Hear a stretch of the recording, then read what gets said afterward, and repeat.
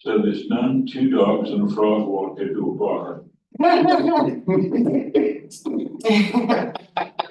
gonna do the same thing to me that Tygan tried to do to me during DAB, which is ask me a question that he knows I can't answer when we're on like any sort of public thing. You're gonna tell a joke that I can't react to.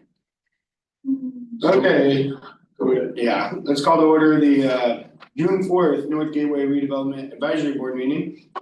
Can we do roll call, please? Jared Martin, Here. Ethan Lucas, here. Mike Alley. Nate Levin. Here. Scott Cantonwine. Here. Dana Castano. Here. And Kevin Moss. Not here yet. Okay. We have a quorum. Oh, okay. Before, yeah. Yep, you're good. Can I get a motion to approve the agenda?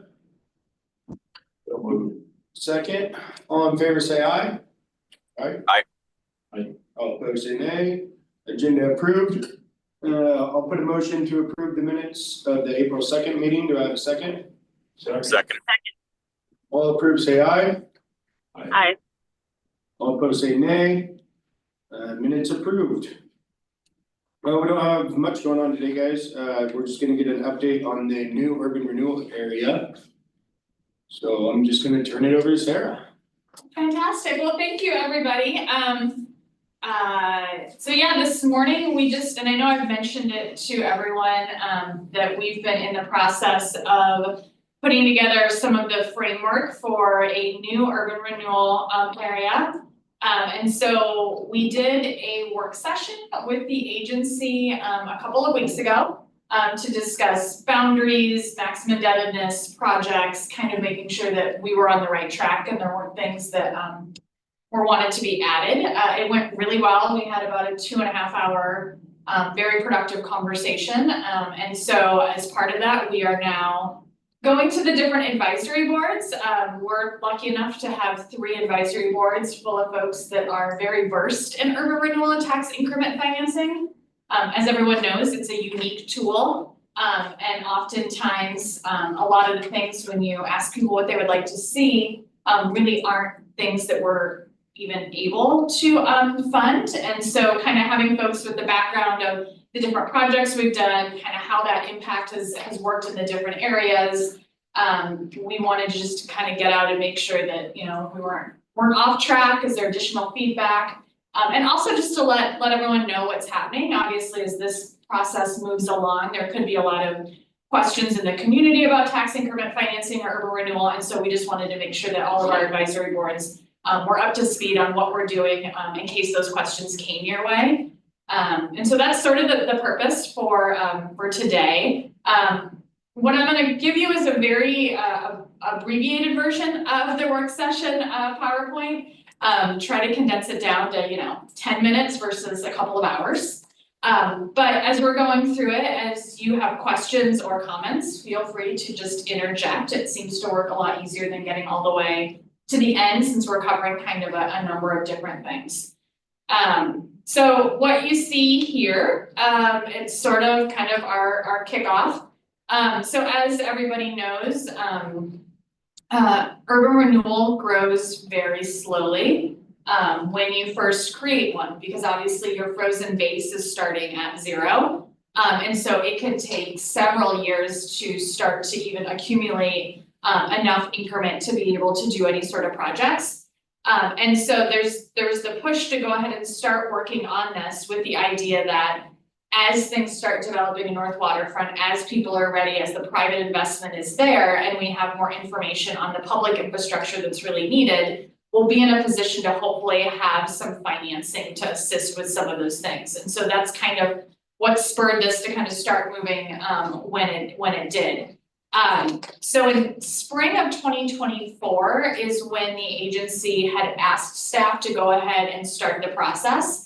At that point, we were kind of at ground zero. So between spring of 2024 and really September of 2025 is when staff started going through looking at boundaries, looking at projects, looking at maximum indebtedness, but at the same time, going through every adopted city plan, what projects are in there, talking to other departments, taking the feedback that we've been hearing from property owners in that area, developers in that area, and trying to kind of put together the framework for what this could potentially look like.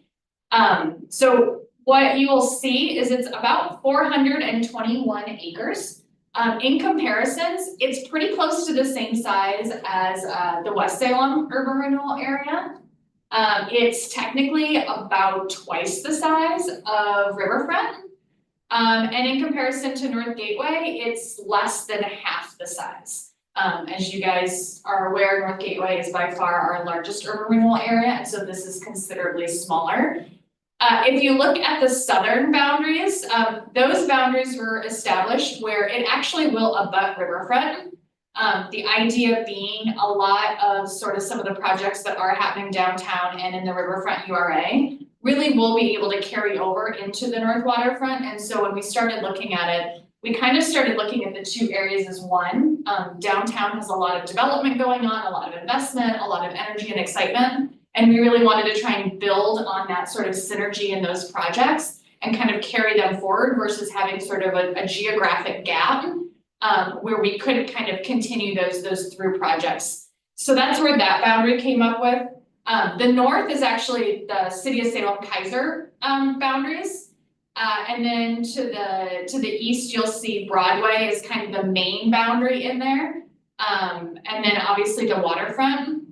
So part of what also went into determining the boundaries, we were looking at infrastructure corridors. So a lot of times, we do, and we do those in North Gateway where we're looking at specifically infrastructure projects that are gonna be able to help catalyze, development, private development. And we wanted to make sure that we were actually able to go from start to finish in those infrastructure corridors versus we can only do a block, but we can't get to the main or things like that. We also looked at existing zoning. That's a big part of it. We are not allowed to use urban renewal on a project unless it is zoned for that purpose. And so we don't want to add a bunch of land that is maybe zoned in a way that we really wouldn't be able to do very much, and therefore you're taking increment from the taxing districts. And so we were very sensitive to obviously the impact that we would have to the taxing districts, which is why we were very careful about sort of the zoning component to how you see those boundaries. Did you guys put a number on that? Like, is there a percentage of residential? I do have that, yes. So it's required, I can pull it out of the draft plan. There's about 14 different types of zoning within this area. Yeah. And so within the plan report, there's a map actually of all of the zoning and what those percentages are. Part of what we have to do, and I'll get to it here in a future slide, but is we actually go to the planning commission. Not to approve the plan or the projects themselves, but really what it is just a checks and balance to say, hey, we're just making sure that the projects and what we're doing still meets the intent of the comprehensive plan. And that's actually part of what goes into the plan itself. So one of the things that I have to do in findings is to take the city's comprehensive plan and say, how are these projects meeting the goals of the comprehensive plan? You don't have to meet all of them, but if you can't meet any of them, and if, for instance, say it's a lot of, multifamily or single family residential and all your projects are industrial based, it's not a checks and balance. And so that's why we go to the planning commission. So the planning commission's job is really to say, yes, you are meeting the intent of the comprehensive plan. A lot of, in the past, it doesn't happen as much anymore because of some of the regulations that were put in place by the state. But in the past, there was misuse of the tool, where you had a lot of demolition of maybe multifamily housing for something else and people changing the zoning to do these different projects. We're not allowed to do that anymore, but it's just another way to make sure that, we're still following the letter of the intent. And that's a state requirement, it's not a local requirement. A lot of the requirements are tied to the state. In sort of this scenario. In total, what we're proposing is about 1.3% of the total acres in the city. So it's not very big in sort of the big scope of everything. Are there any questions on this slide before we move on? What did they apply for, what did you guys apply for the amount of money? We haven't gotten to that yet. It's Oh, on the next sorry. slide. It's Alright, coming. alright. It's coming. I have a flow here, Charles. I have a question. Yeah. That is, how did you reach this design layout for the North Riverfront urban renewal area? Where did this come from? Or how did it come to pass? So we looked at several different criteria. So the southern boundary is abuts riverfront. Right. So the idea, we can carry infrastructure, we can carry projects, we can carry things through. Sure. The northern is City of Salem boundaries. So if you go to the very top here, this is City of Salem and Kaiser. So we went to the very edge. Okay. We looked at infrastructure corridors through here. Broadway is a main infrastructure corridor. Yes. And we really focused on waterfront. That was sort of, so this area here is kind of how that came to be. And then we looked at zoning. So we tried to avoid big pockets of single family residential that would take increment away from the taxing Which would districts. be a lot of this, right? Which is a lot of this. I mean, we do have some obviously scattered in, especially down in here, but you also have a big tract through there that is multifamily. Part of that also is tied to, and we'll get to some of the projects, but this area was also identified as a good area for housing, is tied to the Salem's strategic housing plan and specifically middle housing. So we did try to look at pockets where you could do middle housing, but you had a lot of either commercial or industrial or things like that around it. So we could still do a lot of the projects that we normally do, but also kind of help in that area. The other thing that you'll notice, especially folks familiar with up north, in that particular area, is that actually is a mobile home park area. And one of the recommendations and things in the strategic housing production strategy, is to preserve affordable housing. So one of the projects that we actually have is to sort of assist in that. So it could just be putting infrastructure in place so that some of that can stay as things are needed over time. Urban renewal sometimes gets a bad rap to take away some of those affordable things. And so we wanted to make sure that we actually were looking at how do we preserve the affordable housing? How do we help build multifamily housing or contribute to, but also do commercial, industrial, environmental cleanup, all the good stuff that we normally do. So that's how we came up with that name. Okay. I noticed that the northern boundary here is Madison. Yes. Okay. And just like any of our urban renewal areas, and this came up with the agency, we do have the ability to add 1% at some point in time. Okay. So if there's an adjacent sort of pocket area where it makes sense, because there's going to be investment or something like that, we can bring that into the urban renewal area. Okay. So it does allow us a little bit of flexibility while still trying to maintain kind of a set kind of criteria standard right now without kind of cherry stepping off too much where we're leaving some people out or not including other properties. And we've done that here for North Gateway. What is the anticipated process time to complete the creation? We're gonna get there. Okay. Okay, so We have a couple of hands raised. we're just getting crazy. Jared? I have raised my hand. On the, there are Somebody, two folks on the computer, that two hands raised, I think Dana and Scott both have. you guys got questions? Yeah, okay, go for it. You go for it, Dana. All right, thank you. Sorry, I'm driving, so I can't really tell everything. On the map, I noticed there's to the south, the eastern boundary is a lot further than Broadway.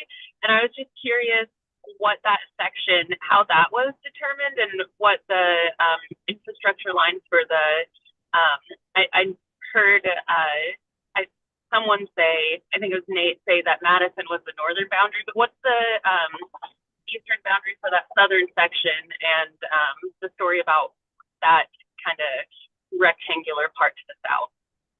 Sure, so Nate just kind of asked a similar question. So the rectangular to the south, again, that is a budding riverfront. So riverfront kind of goes out at the end, and so we were trying to kind of capture that main area. But using Broadway, there's a lot of single family residential when you move east of Broadway. But in that particular pocket, what you have is a combination of multifamily. And so the idea being that we could look at potentially investing as is associated with the housing production strategy.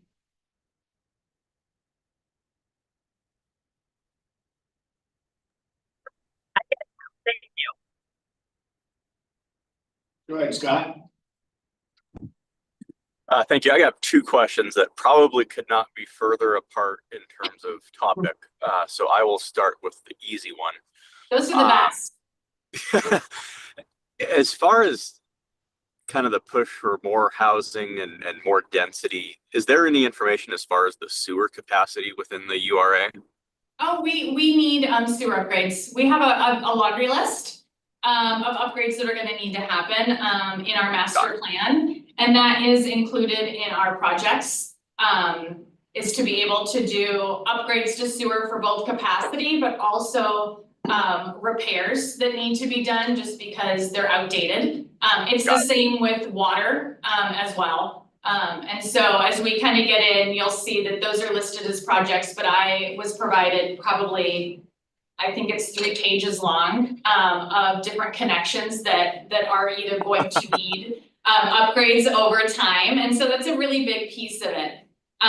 When we're kind of putting everything together, it's, you know, we kind of look at just like everything we know to date and everything that could be.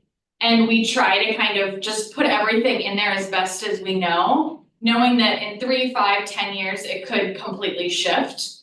But that's a big part of it for sure, is all that infrastructure. And we make sure to talk to our friends in Public Works.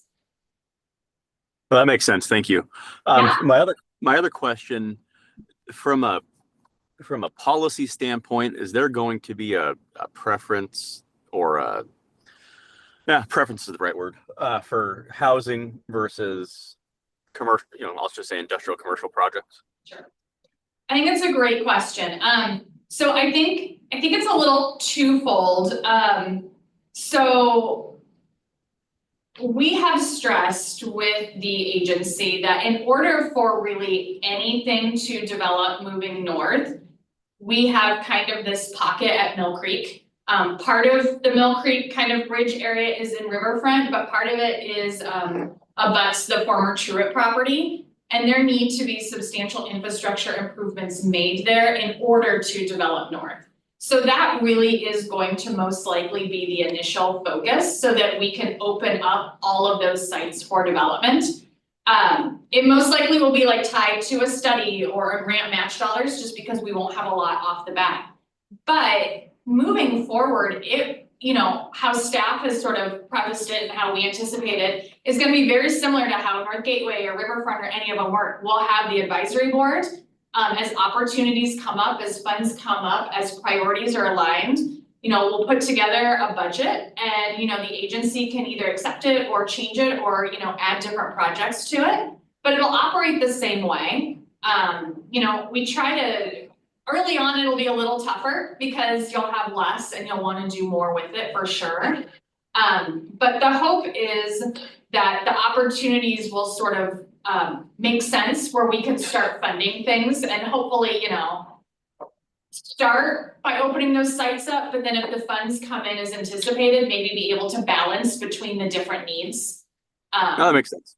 Yeah, so it's hard to say exactly, how that'll play out, but the anticipation is that it really will operate the same way. We'll have an advisory board, all projects will go through the agency, so it'll be a very sort of public process where, folks that are invested in this area are the ones helping sort of put together what makes sense moving forward.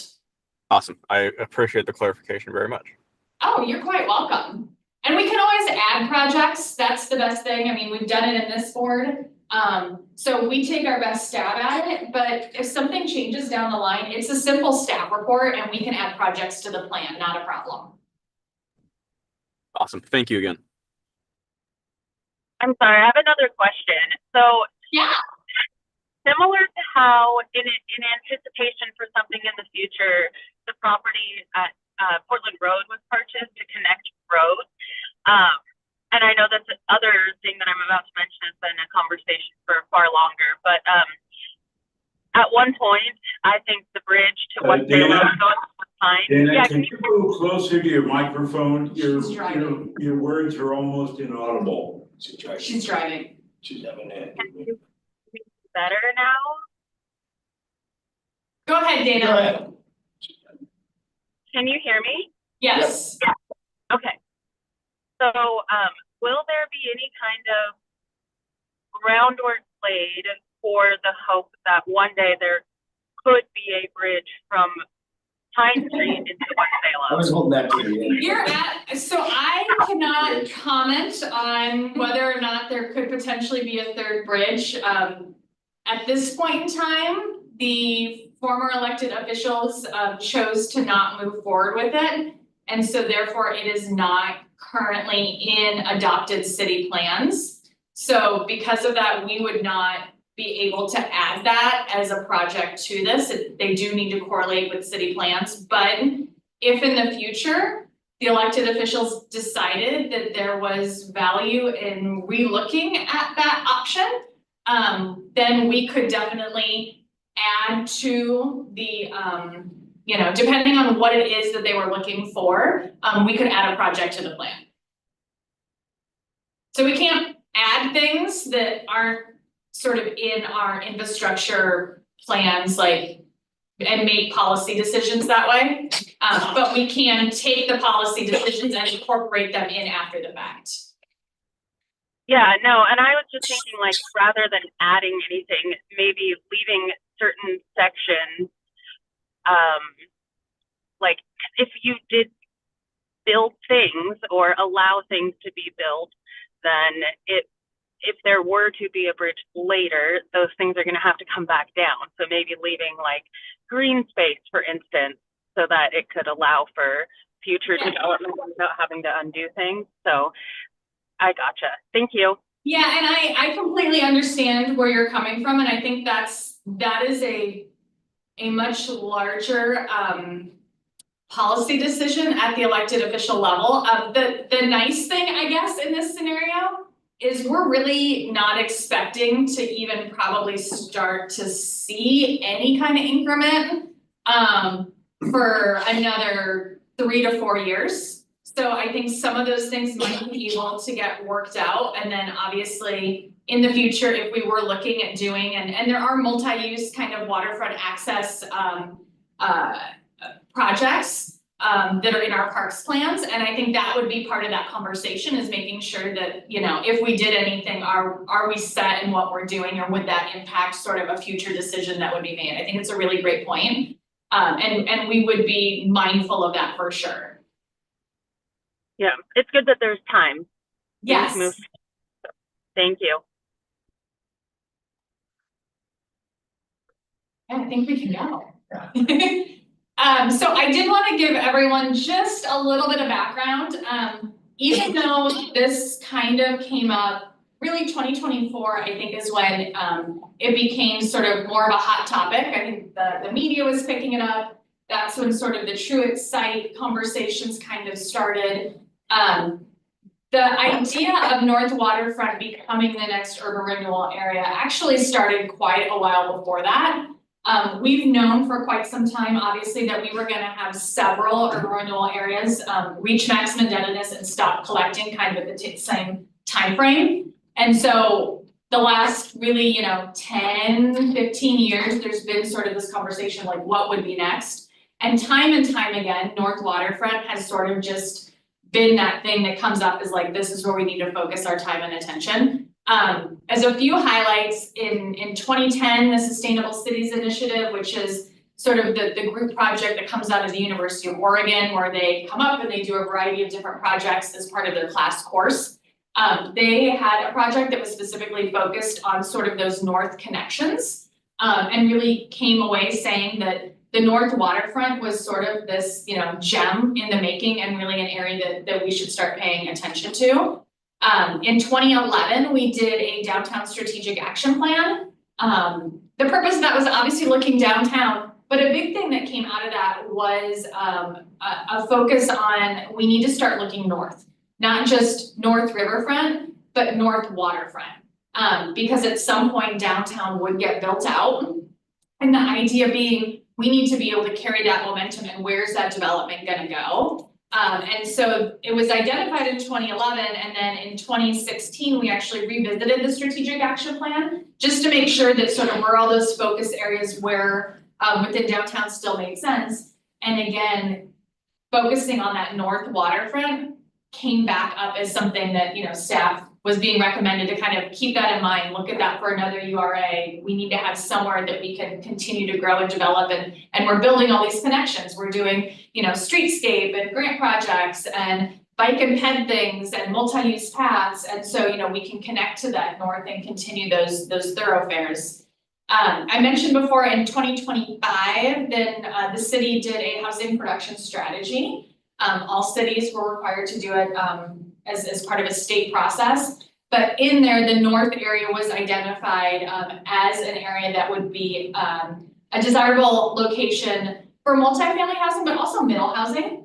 You've got a lot of larger sites that could potentially down the line have, you know, kind of that middle housing. So maybe it's 2 units or 4 units, or looking at ADUs or things of that nature. And so this could be a financial tool that could help on the infrastructure side of things again. And then in early May, actually, the city council adopted a new strategic plan. They do it every 5 years. And within that plan, one of their goals was to establish a north waterfront urban renewal area. And so there's sort of been a lot of touch points over the years, but I just wanted to kind of give a little background. This isn't just because some people were interested in the cannery site. I think the timing just kind of aligned itself really well to start moving it forward as some of those things were happening in the area.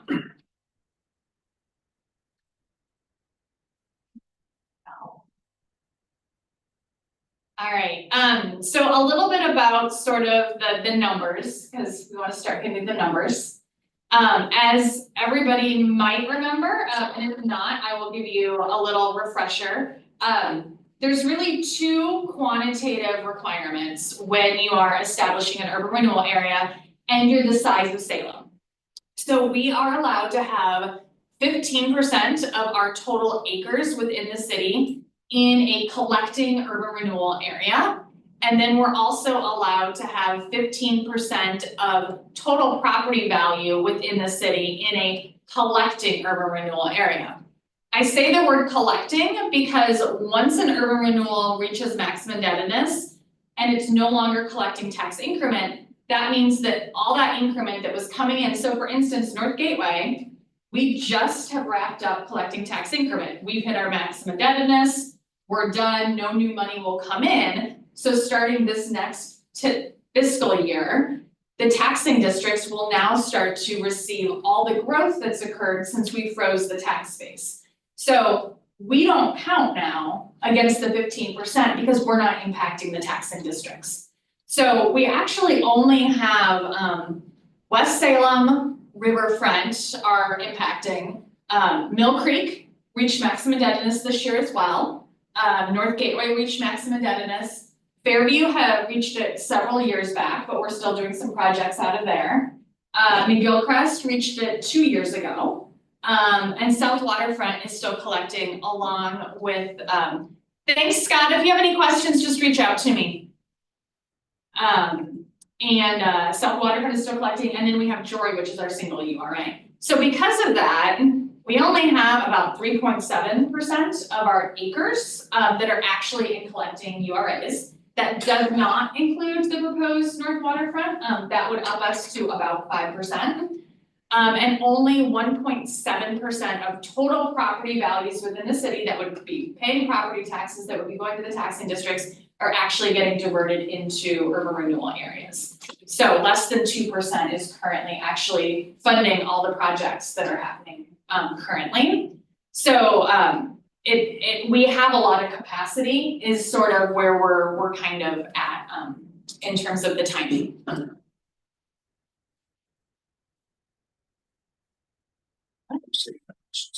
Okay, well, we're just about done. This is actually the last slide. Yeah. So, or no, there's one more slide after this, I lied. And it has the numbers on it.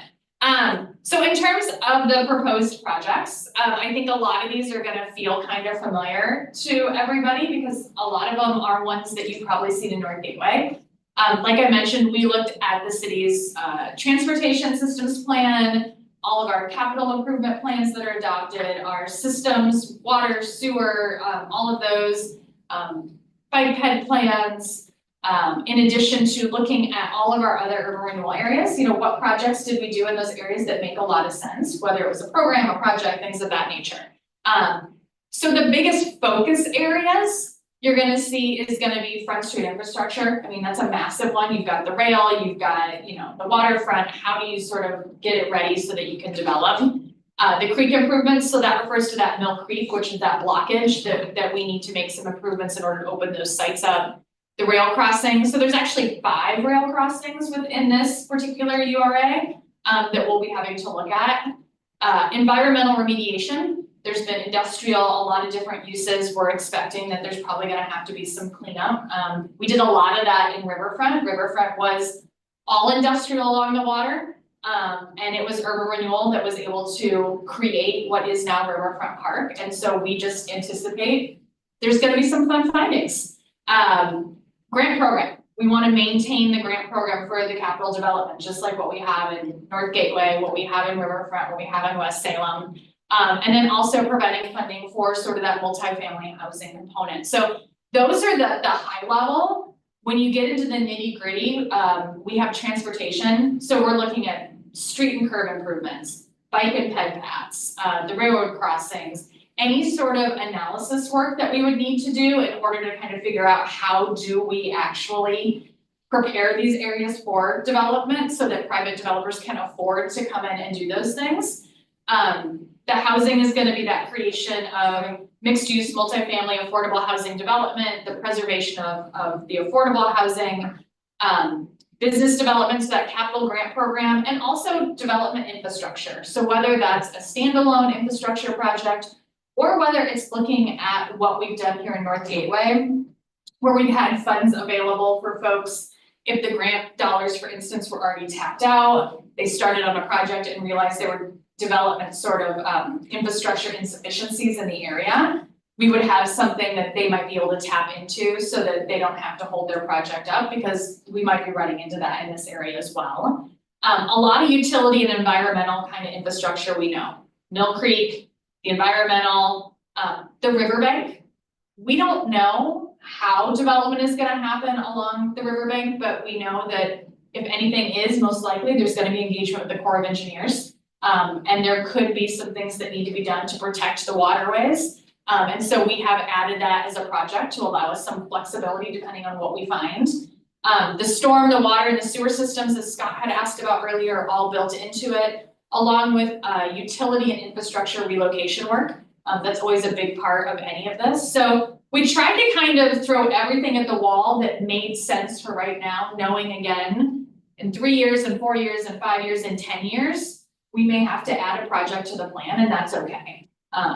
And so that was sort of kind of how we came up with this sort of lengthy list of projects. But also a list of projects that right now you could look at any of them, they make sense too. It's not pie in the sky where we're putting things out there that, how would you ever do this? They make sense for the area as it is, which is the sort of requirement by the state for when we're developing the plan initially. Okay, now this is what you wanted to know.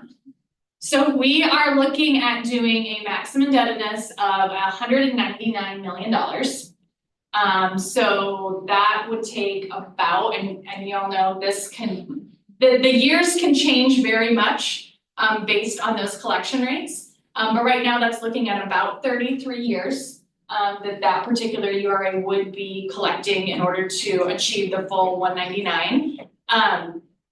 So we build in sort of future inflation when we do those numbers. So if we're talking about like today's dollars and we were gonna be putting all that money out the door, that would be 109 million. This particular urban renewal area is actually more than 109 million, so you know, twice the size, give or take, once again, trying to be conservative but realistic. The idea behind that is the sooner you do projects, sort of the cheaper they are. We anticipate the longer it takes to do projects, the more expensive they are. And so that's how we kind of factor things in. Again, part of the reason for this is we know the revenue is gonna start really slow. 2028 will be the first year that we actually collect. We might get 100,000, but realistically, if for instance, the Salem McHenry site happens, the building comes down, there would actually be a loss in property values. And we would actually, as the URA, would see that, not the taxing districts. So like the first year may actually be less than that.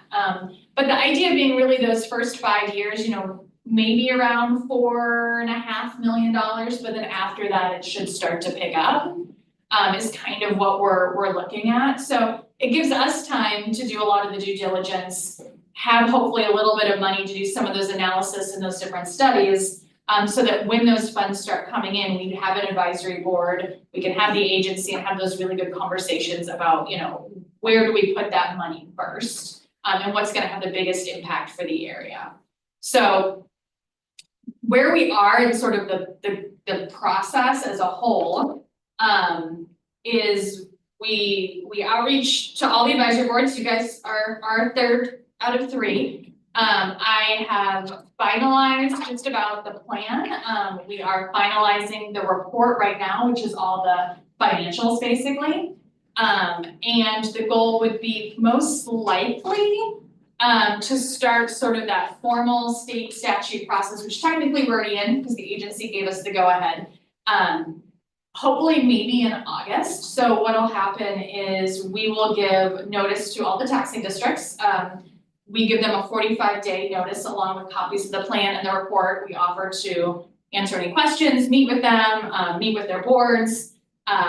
During that time frame as well, we will go to Planning Commission, make sure that, share the projects, share the zoning, show that, we're meeting the intent of the comprehensive plan. I apologize to Nate, who I know is on Planning Commission, because I have already drafted that staff report and it is very, very long because I'm required to identify all the areas of the comprehensive plan. And since we redid the R Salem, it is much longer for each category. So it's a little bit of a novel. So I apologize for that in advance to him. After that, we would be doing a public hearing. And then it's kind of just your standard process. So there'd be a public hearing, then it would go back for a second reading, then we would go to the agency for a final resolution, kind of accepting if the council were to approve it. We'll also be doing a public notice will happen after the public hearing process. So we still have to do a public notice and that has to be for 30 days. And then kind of the other piece to this that's a little bit more unique that we don't do really for anything else in the city is we are required to do a super notice. So every single mailing address in the city of Salem will be told that there will be a public hearing on the establishment of this urban renewal area. And they'll get a postcard in the mail, it'll give them high level information, it'll direct them to a website that'll give much more detailed information, an FAQ.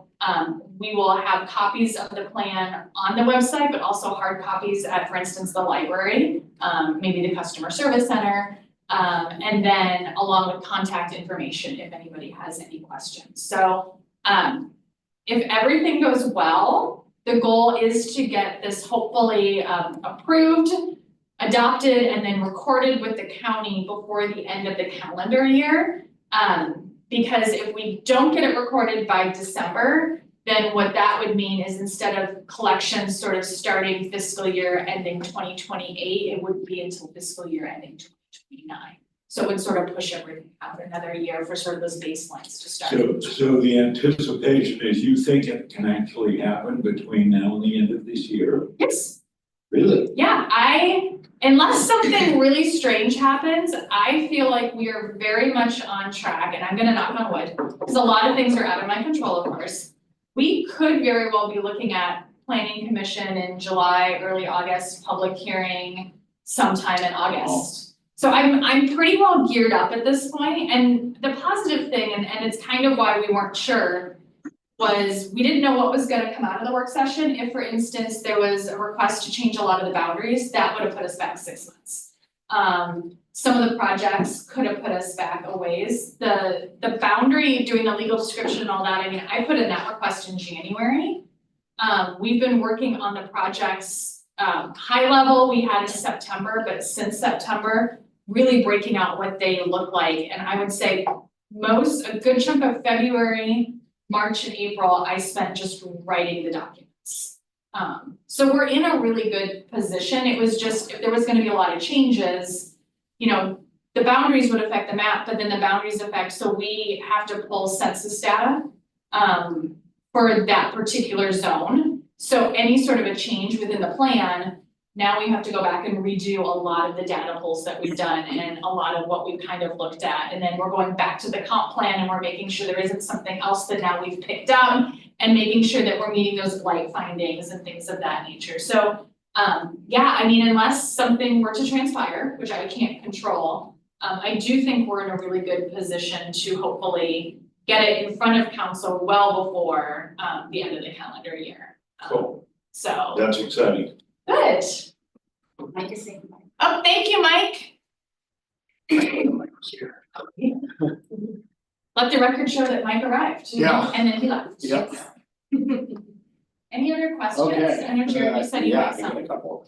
Okay, so when plans are going together like this, I know there's all this talk about affordable housing and multifamily housing. Yes. Is anyone slowing down that talk now that everywhere you go is nothing but acres and acres of affordable housing and multifamily housing? Like, it is being built at a pretty record number right now.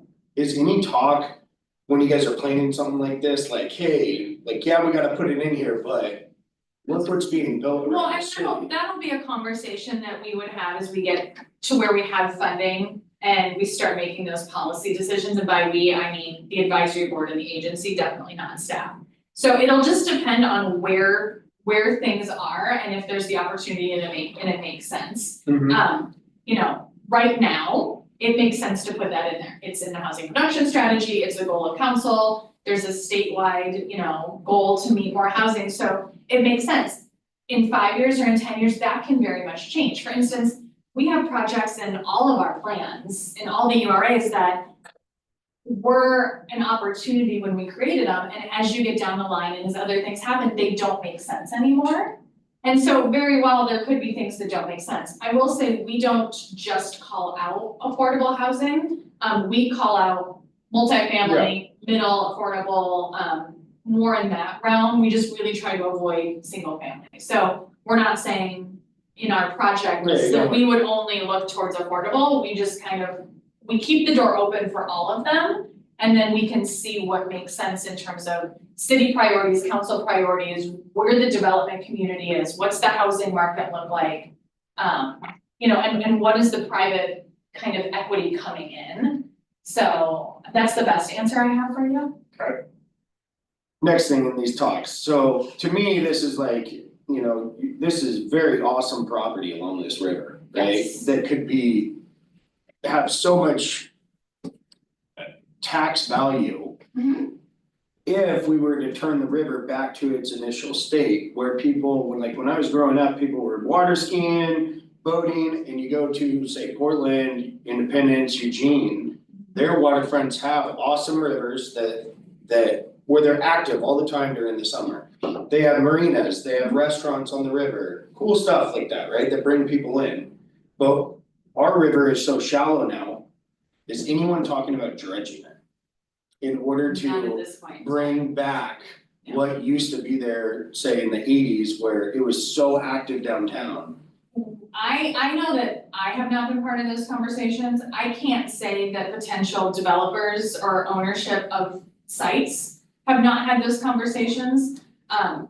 But again, we don't own any. Now, the city does have one park there that's within the area, and there is a multi-use path within the master parks plan that goes along that north waterfront area that we did incorporate in. But that would be a conversation that could further down the line happen, but again, our boundary is really the land. Right. And then the water would be a conversation between the Corps of Engineers, you know, we don't And the have city- ownership over the water. Right, but So no, as creating a URA in this area, you have to be looking at what's potentially the best value for the city with this property that's running along the river. yeah, So I just think it'd be something to bring up in the meetings to the city. Hey, if we're gonna do an URA, it'd be nice to try and get the waterfront, you know, the water back to active use like it used to be. yeah, and I don't know the complexities with that, but I think, you know, those will continue to be conversations down the line, especially as you have folks looking to develop, what does that look like? Yeah. You know, I know that there's been conversations of how do they, like at the cannery, you know, developing as close to the water as possible, and I know it's been very complicated because of certain requirements, so I'm not as connected to some of those things, but I was in a presentation yesterday afternoon, CCIM meeting in Portland, and the presenter was Aaron Stickney, developer of the Truett Brothers parcel, $150+ million, phase one, and he was talking about the conversation with the city and setbacks, and their project development stops 50 feet from the water. So they're not touching any of the riverfront and are not permitted access. So being able to develop the riverfront is a completely different conversation with the city of Salem. Okay. yeah, I know the previous Yeah. development team had tried to look at like waterfront dialing right up, and Yeah, it was gonna be really tricky, and The- very expensive. even it's called a riparian setback. And I have property along the Gilcrest and 22nd where we've abutted the Wallen Pond. Yeah. And even though I'm an owner of a number of acres into the Wallen Pond as part of the parcel that I own, I still have a 50-foot riparian setback from the water and on top of bank.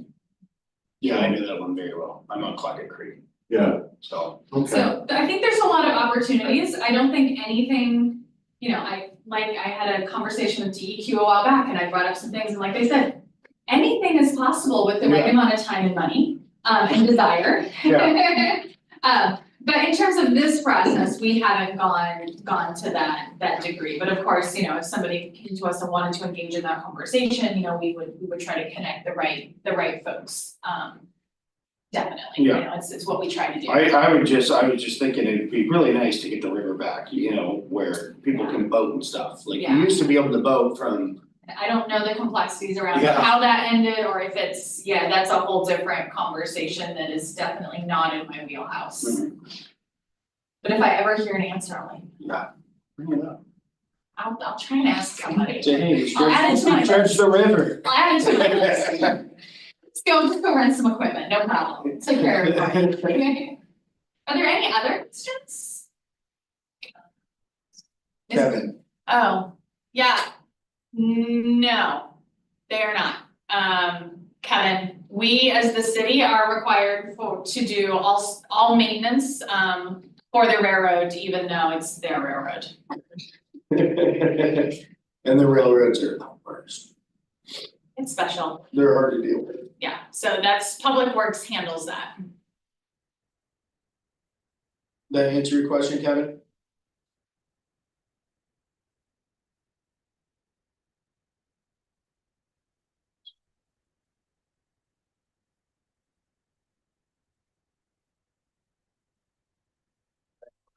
Yeah. So Kevin, the railroad is not responsible for maintaining. It's Public Works, it's the city. We are required to maintain all rail crossings. And then if we want to do any projects that impact, we have to get their approval, and then we also have to pay for those. Public Works does their best to maintain that area. It is very difficult. They've changed out the lighting, they've changed out the paint. They've done a number of things to try and make it as pedestrian vehicular friendly as possible, but it is very tricky and unfortunately structurally we can't change it. We've looked into it and it's not a feasible option. Yeah, we looked into that Yes, quite we a few did. years back, trying Yeah. to figure that out. And there was no option to do Yeah, it. we couldn't, there was nothing, No, nothing. other than zero. avoiding they have painted it, but it's not something that's on like a every year kind of a situation, and there's certain paints that they can and can't use. And so they've been doing their best.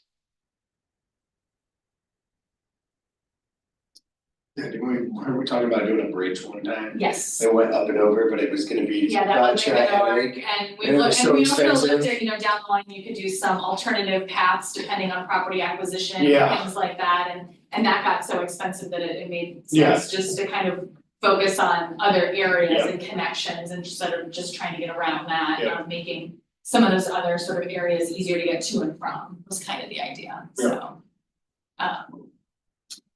Any other questions that I can answer for anybody? Thank you for indulging me today. I know this wasn't North Gateway specific, but I really wanted to get everyone's feedback and thoughts. I think it'd be great if you guys got this done in your schedule. That's my plan. Yeah, I mean, that'd be awesome. I'm trying really Yeah. hard, so. Everyone can just, you know, say how great urban renewal is if somebody asks Yeah. the questions. Cause that's not something people vote on, it's just something they come and speak if they wanna Yeah, speak so for or in against. Salem, no, it is not something that is voted on. Yeah. Of course, anyone can come to the public hearing and speak for or against, and that also includes the taxing districts. They are, you know, they can provide written testimony if they're in favor or against the projects. So we are fortunate within that sort of area. There are certain projects that do require a vote of the taxing districts, so there was some modifications made back in 2019 to the state statute to not allow urban renewal to be used for public facilities. Yeah. Because the idea being they really would never go back on the tax rolls. And so that actually does require a vote of the taxing districts, and so. Is there a neighborhood association in here? Or is there multiple? There's two, Okay. yeah, so you've got a little bit of Grant and you've got a little bit of Highland, so we've been communicating with Tigan and Brown, who represent those two wards as well. And Tigan is very much in favor of us trying to get this done. Yeah. By the end of the calendar year, so, and part of what we do, obviously, and I mentioned like bike and ped and things like that, so like the city's, you know, bike ped plan that was created with like all the different neighborhoods, so like those are the things that we incorporate in, so all that great neighborhood feedback on the things people would like to see, and then as those projects get prioritized, whether it's in the CIP or somewhere else, we're putting all that into this so that it just becomes eligible and we can kind of continue that versus creating one-off projects when we've done all this work to find out what people want, so this way we can just kind of support the work that's already being done and be a little bit more efficient that way, and then leverage our dollars too, so maybe there's a grant for this kind of infrastructure over here, and then we can take the URA and kind of do like what we've done in North Gateway. So that's what we try to do, and that's why it takes a little bit longer, because we go through all of those to make sure like what's all in there that needs this geography, and then making sure we're capturing all of it, and then including the right language so that as those things get updated, like we can automatically kind of incorporate those things. Nate? I'm good. Yeah. I'm delighted to see this, and I'm very encouraged that it's looks like it may come to fruition by the end of the year. Kevin, you got anything else? Thank you for sharing. Oh, Dana's. Oh, thank you so much, Dana. I know you're driving and you're Yeah. on your way to another meeting, so thank you for multitasking this morning. Yeah. Yeah, well, it was an interesting topic, so I really appreciate it. Yes, and thank you for your questions and your feedback. It's very much appreciated on our end to make sure we're on the right track. Well, cool. If there's no other questions, meeting adjourned. Thanks, Sarah. Thanks, guys. Thank you.